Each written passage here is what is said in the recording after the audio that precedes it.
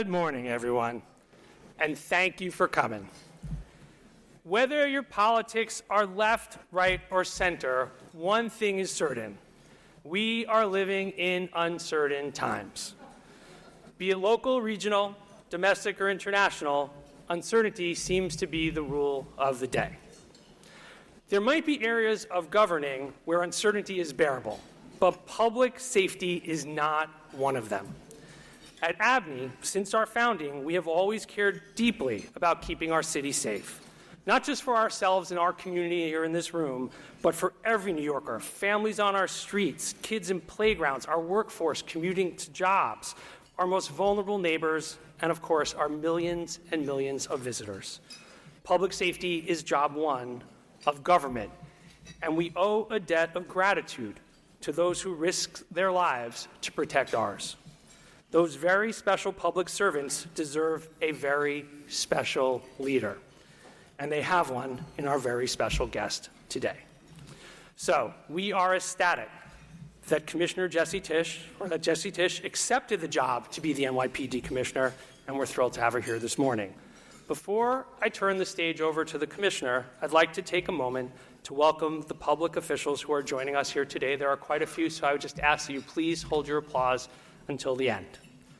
There's District Attorney Melinda Katz, New York City Council Member Julie Menin, Deputy Mayors Maria Springer-Torres, Anna Almanzar, Miri Yoshi, Camille Joseph Varlock, Fabian Levy, Tiffany Raspberry, Ann Williams-Isom, and Commissioners Jimmy Otto, Robert Tucker, and of course our Chancellor and longtime ABNY Board Member of CUNY, Felo Rodriguez. Thank you. Thank you all for being here. Thank you all for your service.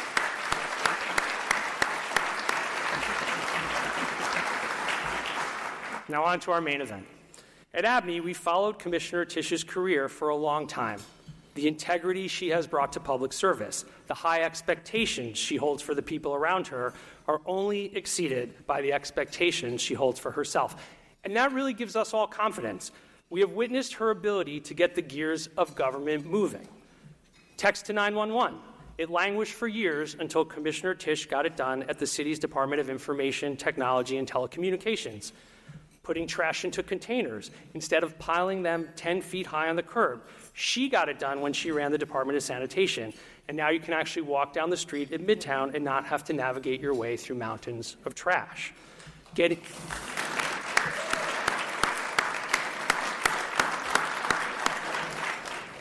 Getting every officer in the NYPD equipped with a smartphone and a body camera. That's part of her legacy from her earlier 12-year stint at the PD to bring the department into the 21st century.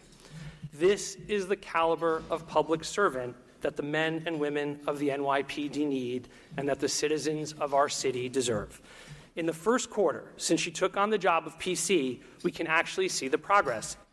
Overall index crime is down. More cops are walking the trains and platforms. The city has instituted better tactics and assigned more personnel to respond to situations involving people with serious mental illness. Commissioner, we know you have a tough job. But please know that everybody in this room is ready to help you in any way we can.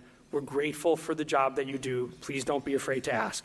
Everybody, please join me in giving a warm ABNY welcome to NYPD Commissioner Jessica Tisch.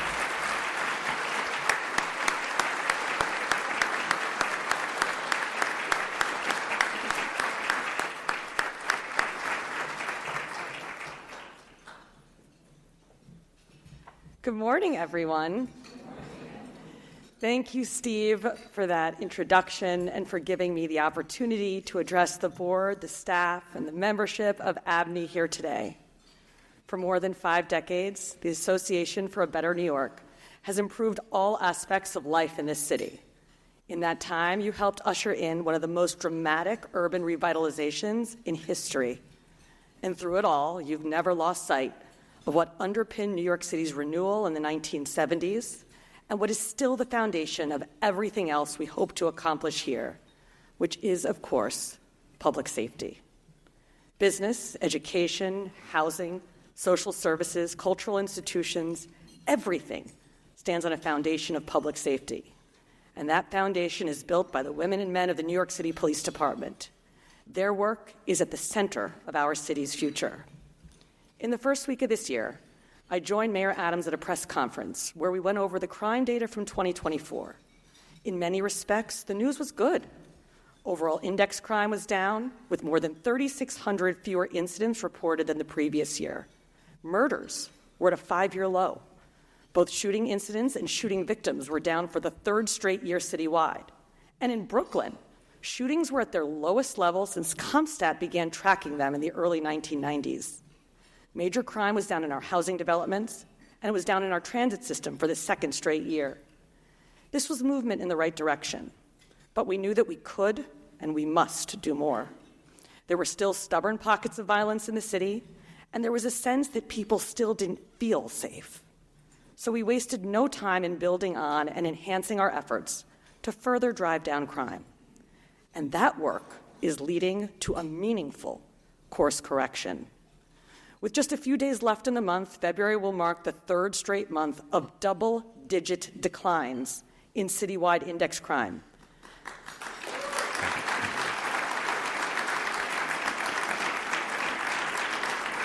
After a 16% drop in December and a 17% drop in January.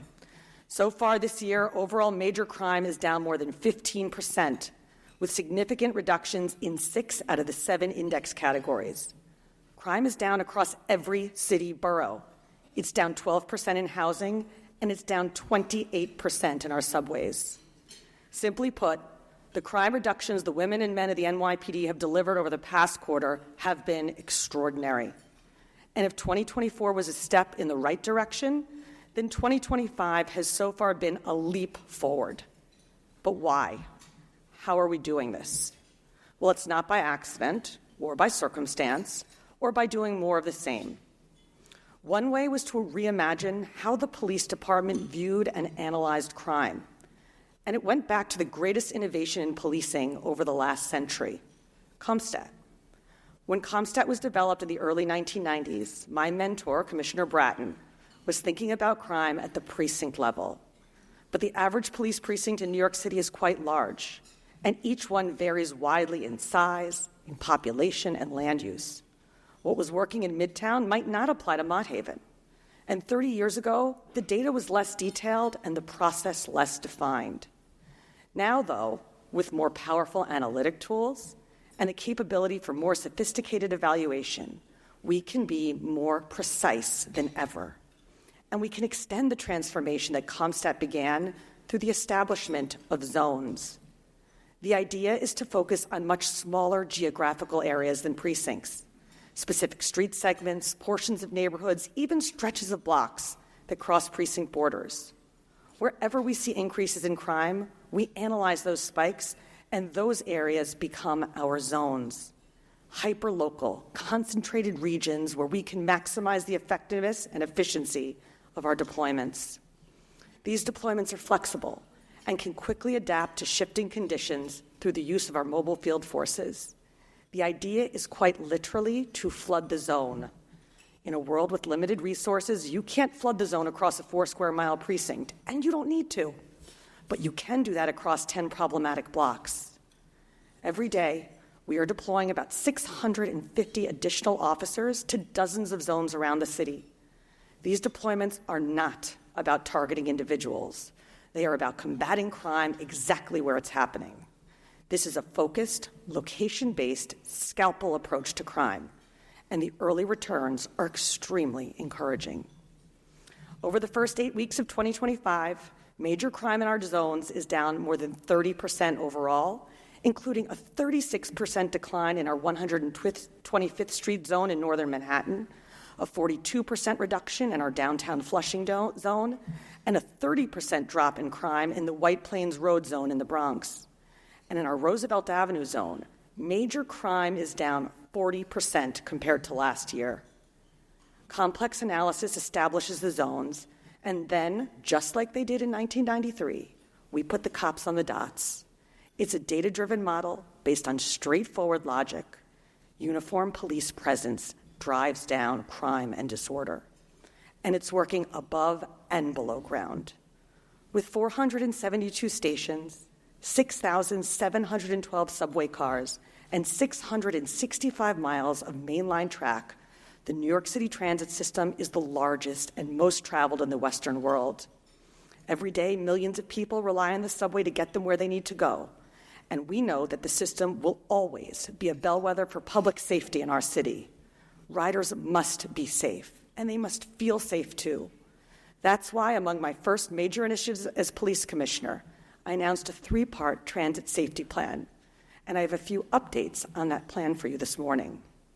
First, to reiterate, Part 1 began with optimizing our resources to ensure that our deployments were as effective and efficient as possible.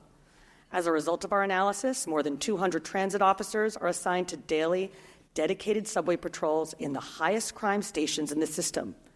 And within those stations, our officers are posted away from the entrances and mezzanines and onto the actual trains and platforms where 78% of transit crime actually occurs. Part 2 was the reassignment of hundreds of officers from desk jobs and administrative work to transit patrol, which enables us to put 2 uniformed officers on every overnight train in the city. These cops are highly visible and move from one car to the next, addressing conditions as they encounter them. And I want to mention Governor Hochul was instrumental in funding this segment of the plan. I am grateful for her partnership and her investments in transit safety. Part 3 is about the transit system's rules themselves, and it is a meaningful, systemic shift in how we approach policing in transit.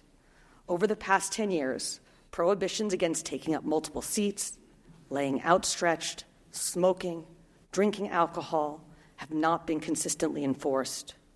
This increased the perception of an unsafe system, and it needed to change. So we piloted that change in Transit District 20 in Queens. We've added Transit District 34 in Brooklyn, and if these pilots are successful, we're looking to expand this program in the coming months. Our cops will not simply walk by someone who is violating the law and disrupting other passengers. We will correct the condition. This is not a dragnet. This is not harassment. And this also isn't about one person taking up 2 seats on a half-empty train.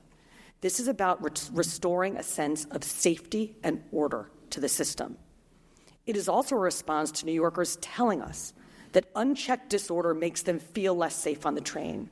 And the truth is, this approach also allows the NYPD to address the random acts of violence that we have seen in our subways. Since this refocused enforcement began, about 32% of the encounters have resulted in an arrest, mostly because of open, active warrants, meaning that these people who are violating transit rules were being sought for other crimes they'd committed in the past. Of those people arrested, 31% were convicted felons, and all combined, they had nearly 3,600 priors, which is an average of 20 prior arrests per person. Prime example, 3 weeks ago, 25-year-old Matthew Leon was stopped on a 7 train in Flushing for lying across several seats, a violation which in the past the NYPD would not have consistently enforced. It's a minor infraction, and officers were prepared to issue him a summons and eject him from the system. But they soon discovered that he was wanted for 2 previous subway attacks, where he randomly punched 2 women in the face on an R train in Manhattan. And as officers were processing those assault arrests, Leon was connected to the forcible touching and sex abuse of 3 young schoolgirls in Ridgewood, which happened the same day as he was stopped on the 7 train. So Leon, a known recidivist for assault and other sex crimes, was caught and jailed again. The early data is promising. So far this year, major crime in transit is down another 28% from 2024, and it's 46% below pre-pandemic levels. And with focused deployments and consistent enforcement, we expect these crime numbers to continue falling. I also want to add our streets and our subways are not homeless shelters or psychiatric hospitals. And while we have a moral duty to provide services, we cannot do this work alone.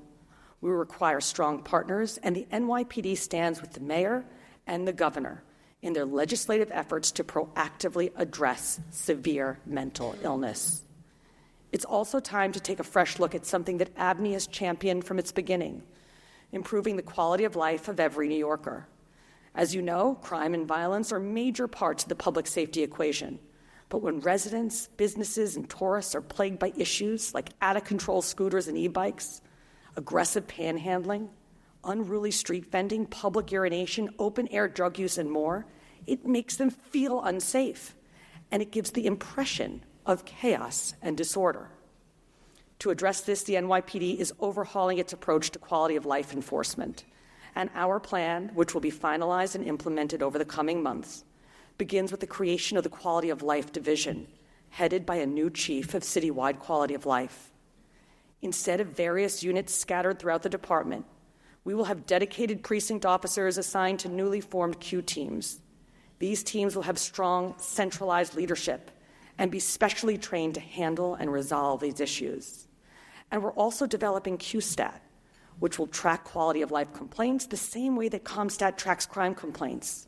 Our QStat meetings will keep us accountable, more accurately measure our effectiveness, and recenter our approach to public safety. And I want to be very straightforward about this. Quality of life enforcement is based on community complaints. It's about listening to the people in our neighborhoods who are calling 311 and pleading for someone to come and help them. Over the past 6 years, those calls nearly doubled. From 2018 to 2024, complaints about illegal parking have gone up 202%. Noise complaints are up 119%. Calls about homeless encampments are up 557%.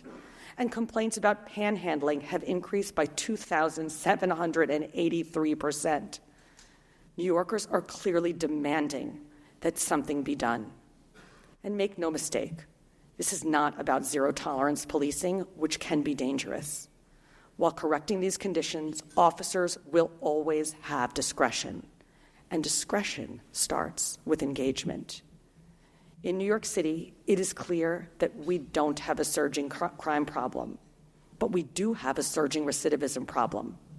Compared to 2018, 2024 saw an unacceptable rise in the number of individuals arrested 3 or more times for the same crime in the same year. The increase was 61% for burglary, 64% for shoplifting, 71% for grand larceny, 83% for robbery, and 119% for auto theft. And when we look at felony assault, an index crime that was up in 2024, the increase was a staggering 147%. So why is this happening? Among the reasons are changes to New York state laws, enacted in 2020 that rendered our criminal justice system a high-speed revolving door, putting violent repeat offenders back on our streets over and over again. As the mayor and I have said, your cops are out there doing their jobs. And in 2024, they made the most felony arrests in 26 years. But before they can even finish that paperwork, their perp is back out on the street, immediately returned to the neighborhood and the people that they just victimized. It's demoralizing, it's unsustainable, and it defies common sense. And that's exactly the message that I carried to Albany this month, specifically as it relates to changes to the discovery law. Ultimately, we must put the focus back on crime victims. I've been working closely with the mayor on this, as well as the governor and our 5 DAs. And 2 weeks ago, I met with legislators in our state capital to send them a direct message. We must do better. It was a productive trip, and it appears that the message has finally made its way up the New York State Thruway into the halls of state government, and the drumbeat is breaking through.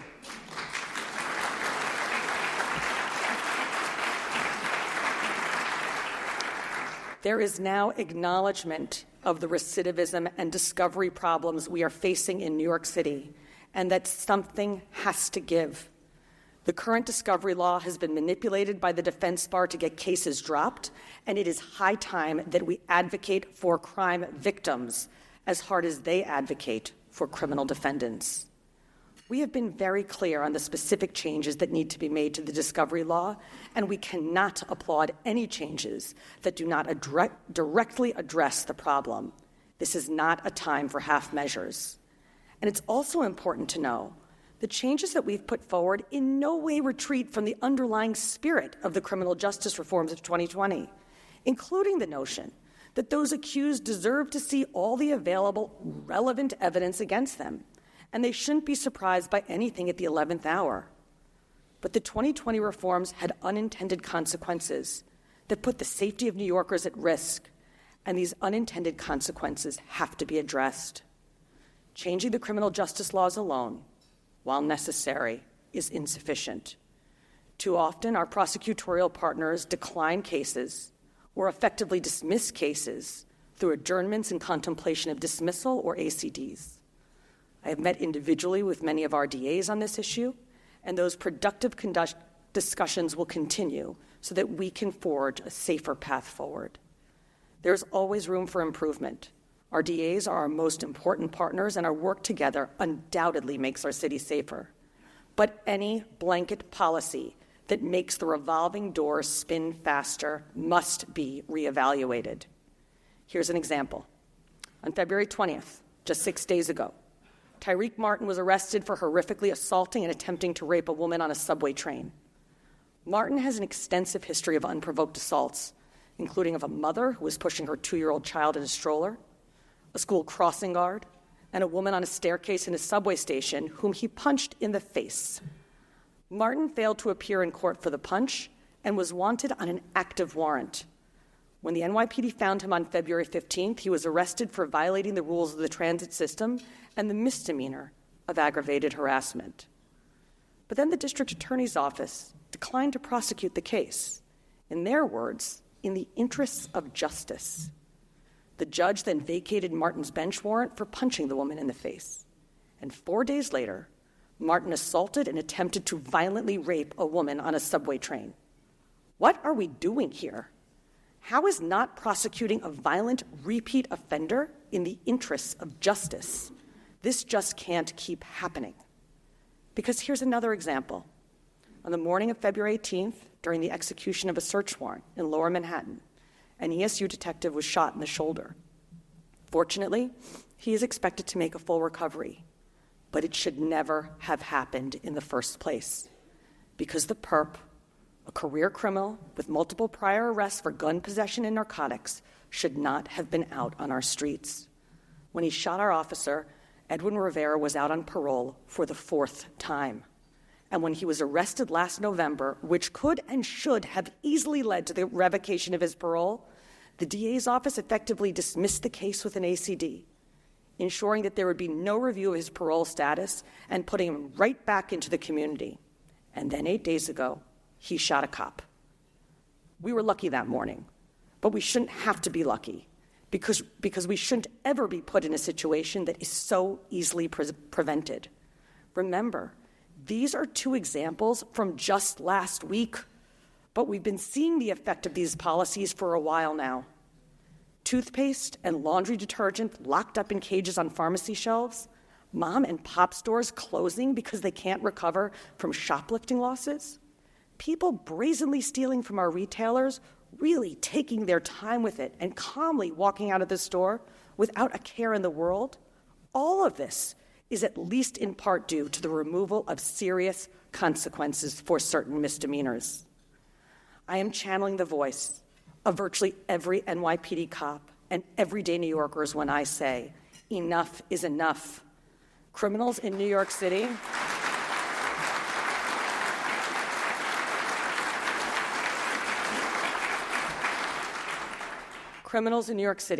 including violent repeat offenders, continue to be given every courtesy, and the people of this city suffer as a result. It's happening at the local level, too.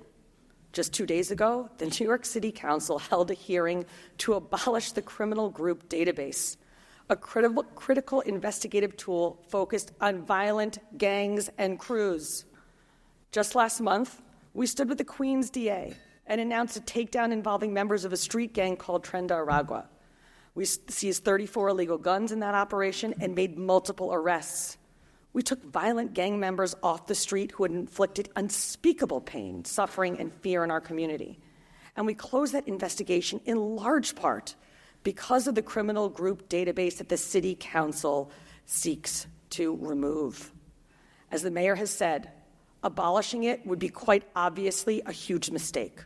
We look forward to working with the Speaker on this and all other legislation that impacts our public safety.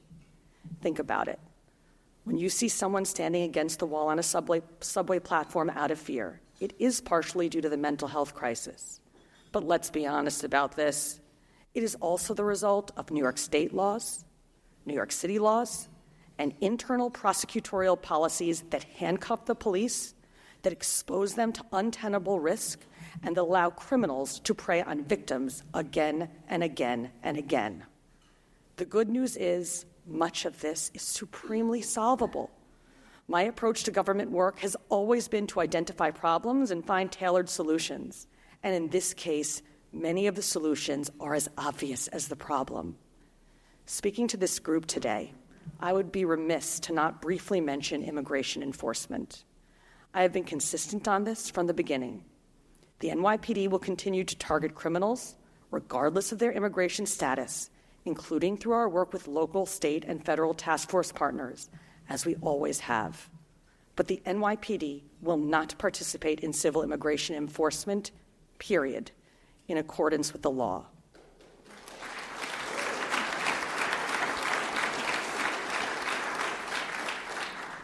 The work of this department certainly makes our city safer, but we need more cops.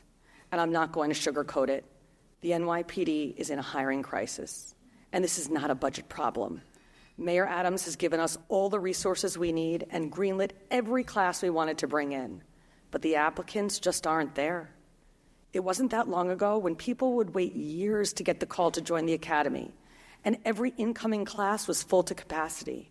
Now we are practically begging people to take the exam. And when they pass, we are scrambling to get them hired as quickly as possible. So what happened? First and foremost, we are still seeing the very real impact of the defund and anti-police movement. A lot of the rhetoric aimed at our police is vile, and the pendulum has swung too far away from what I consider to be the most important and noble job anyone could do. And we must swing it back. Because it's quite simple. More cops on patrol make our city safer. 7 years ago, the NYPD had 37,000 uniformed officers for a city of about 8.1 million people. Now we have 33,000 and 8.3 million New Yorkers. The work of increasing our headcount began with the new class of more than 1,000 recruits that I swore in last month. The last time the NYPD hired such a big class was nearly a decade ago. But these much-needed additions are just the beginning. We know we have more work to do. Part of that work is continually evaluating our staffing policies. And today I am announcing changes that will improve the way we recruit, hire, and train our officers. Currently, the NYPD requires at least 60 college credits to enter the academy, which is a higher standard than most peer agencies who do not require any college at all. In 2023, this requirement led to the disqualification of 29% of NYPD applicants, meaning we turned away 2,275 potential officers. We can't afford to do that any longer. So in line with similar decisions that Mayor Adams has made last year to recruit more municipal workers, I made the difficult decision to reduce the college credit requirement from 60 down to 24. At the same time, we're increasing the college credits earned in the police academy from 36 to 45. Along with increased academic rigor in the academy, we're raising the physical standards as well. With the mayor's support, we are reinstating the mile-and-a-half run as a graduation requirement, putting more focus on our officers' health and fitness. I know these changes will allow the NYPD to recruit more quality candidates to serve as police officers, while increasing the physical standards and maintaining academic rigor that continue to surpass what most other police departments require. At the end of the day, I want this to be a job that our officers are proud of, that their families are proud of, and one that they want to pass down to future generations. There was a time when policing was the family business, and it needs to be again. Part of that pride of being a police officer is appreciating the incredibly noble purpose they serve. Public safety is the most fundamental obligation a government has to its people, and the police are the keepers of that promise. But to do this, a law enforcement agency needs two critical things: the public trust and unimpeachable integrity. And it all begins with strong, ethical leadership. In my career, I have set high standards for myself and for those who work with and for me, and I have been very candid that I expect all members of my executive team to rise to meet these high standards. So immediately upon taking this job and at the mayor's direction, I began a full review of every bureau, division, and unit in the NYPD. We would enhance what was working well and fix what wasn't. Over the past 3 months, we've made more than a dozen changes to our top leadership, matching the right skills and experience with the right roles. We overhauled the Internal Affairs Bureau, both in leadership and personnel. We returned about 1,000 cops from administrative roles back to patrol. We initiated system-wide changes to our overtime policies designed to prevent misuse and to ensure compliance with NYPD regulations. And we amended the NYPD's vehicle pursuit policy to give our officers clearer guidance and smarter protocols. We will continue to make changes, both in personnel and policy whenever necessary, in our unceasing effort to improve service and make our city safer. That's what New Yorkers demand, it's what they deserve, and it's what we will deliver as a department, and I will commit to delivering personally. I love working in government, and especially city government, which is the closest part of government to people, and is the most direct line to solving the problems that they need solved. Throughout my government work, I have never accepted the status quo when the status quo doesn't serve New Yorkers. That was our mindset 10 years ago, when the police department needed innovative technology to keep pace with the modern world, body cameras and smartphones for every cop, tablets in every police vehicle, and cutting-edge camera and sensor networks that have revolutionized the way that every cop on the job performs their duties. It's how we built a citywide vaccine system, got 500,000 iPads into the hands of New York City school children at home, performed online marriage ceremonies, and delivered up to 1 million meals a day to food-insecure New Yorkers who couldn't leave their homes during the height of the pandemic. It was our approach at DSNY when we revolutionized the way the city thought about and dealt with its trash. And incidentally, there was a lot of drama about forcing people to put their trash in containers, but guess what? It worked. Rat complaints are down nearly 30% this year. And historically, rat complaints only go in one direction, up. But again, I will always challenge the status quo when it is not working, and we're continuing to do that now at the NYPD. It's like solving a giant real-world jigsaw puzzle, and one of the great blessings of my life has been choosing this career in public service, where I essentially get to work on solving big problems to help millions of people in the most important city in the world. There is no higher privilege. The jigsaw puzzles that we work on at the office don't just make a pretty picture. They make people's lives better, they serve the greater good, and they prove in the process that government can be great. I believe in that greatness, and I have great faith in the nobility of our police officers. It is certainly the honor of my lifetime to work alongside them, and to hold up my part of the bargain, I will offer them data-driven strategy, a lot of stubbornness, a fair dose of chutzpah, unbridled and, yes, obsessive determination, and a fundamental belief that if we can do better, we should and we will do better. I am a public servant, not a politician, but I have noticed that policy is best set by the people. And as Mayor Adams has said, the people are clear. We need to focus on public safety, give our police the resources they need, bring common sense back to our criminal justice laws, and empower our courts to keep dangerous criminals off our streets. And I will not stop until these things are delivered for New Yorkers. I know you are with me. Thank you for the opportunity to speak with you this morning. Thank you for your 5 decades of partnership as we work to improve the lives of every New Yorker. And thank you for your continued support of the women and the men of the NYPD.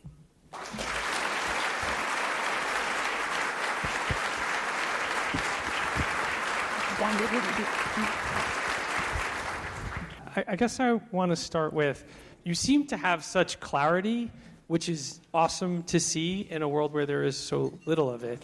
Can I ask about where that comes from? Like, either is there a commissioner who you look towards, who kind of taught you this, or you seek inspiration for, that you model yourself after?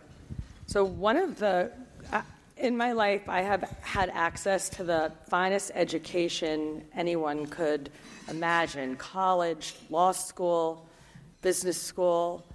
But truly, the most incredible learning opportunity for me was the opportunity to work directly for two giants in the field of policing, and that's Commissioner Ray Kelly and Commissioner Bill Bratton, both of whom are the most extraordinary leaders with very different leadership styles.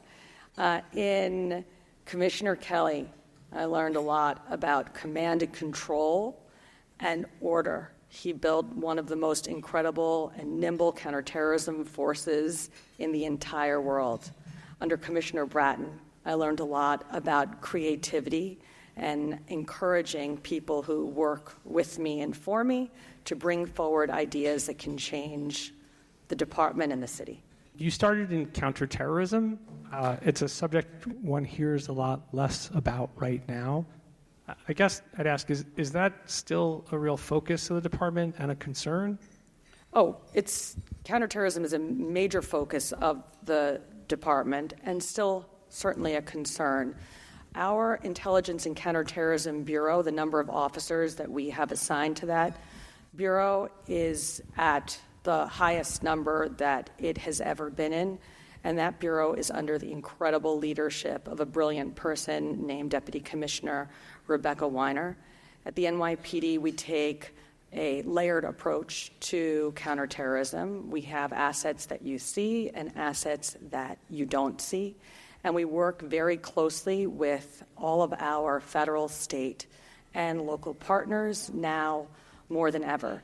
Since 9/11, there have been 70 terror plots targeted at New York City. And we have to be honest about this. We live in the richest terror target in the world.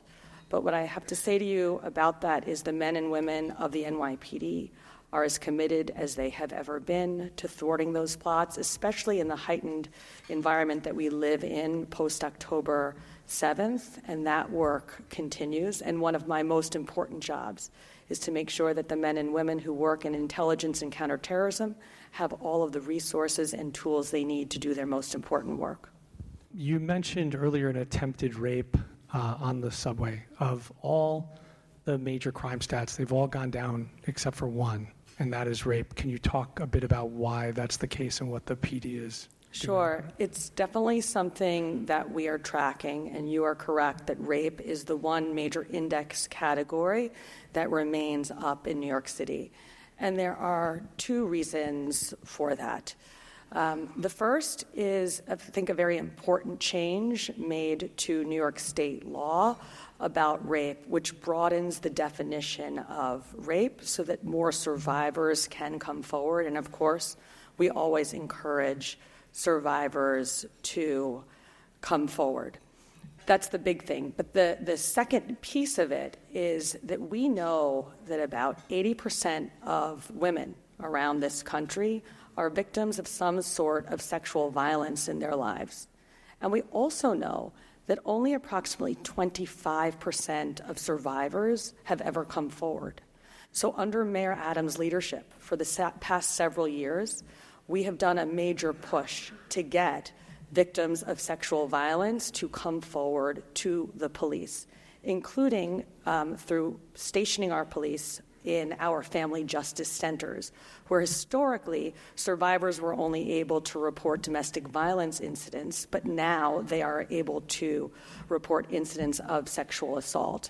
And so while, of course, we don't want to see any major index crime category going up, we do think that the increase that we see in the reports of rape are a sign, at least in part, that our efforts to get victims of sexual violence to come forward are beginning to show some fruit. Thank you.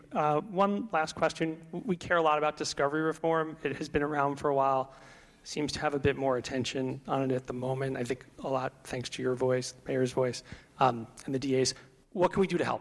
Because we're in the final run here.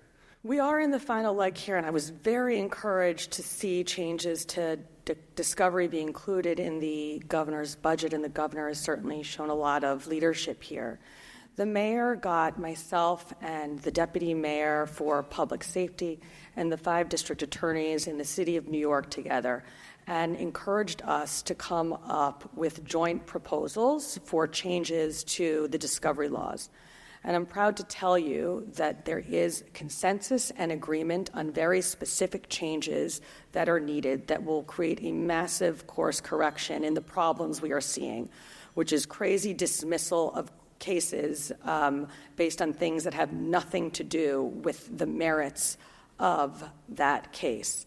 And so we are doing now, as a coalition, a big joint push up in Albany. That was part of the reason for my trip up to Albany, the mayors, the deputy mayors. And I encourage everyone in this room, and particularly through the leadership of ABNY, which I know can be very effective, to keep bringing the heat up there. Because as I said in my remarks, this is not a time for half measures. And I personally will not applaud any changes to the discovery law that do not address the underlying issues. Commissioner, thank you. Thank you for your voice and what you're doing. It was a great session.